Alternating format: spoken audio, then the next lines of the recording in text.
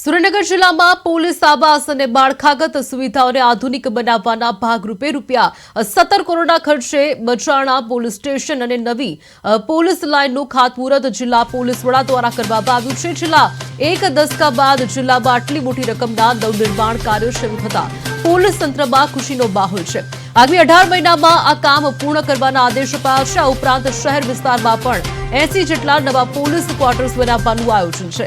જર્જરિત અને ભાડાના મકાનોમાં ચાલતા પોલીસ મથકોને હવે પોતાની અદ્યતન સુવિધાઓ સજ્જ બિલ્ડિંગો મળશે।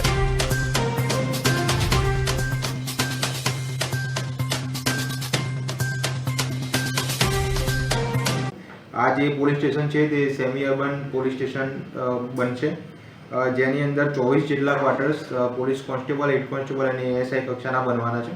આ ઉપરાંત એક ક્વાર્ટર છે એ પીએસઆઈ માટે બનશે અને આ તમામ ક્વાર્ટર આધુનિક સુવિધાઓથી સજ્જ રહેશે। આ જે પોલીસ સ્ટેશન અને ક્વાર્ટર્સ બનવાની જે પ્રક્રિયા છે તે 18 માસમાં પૂર્ણ કરવામાં આવશે।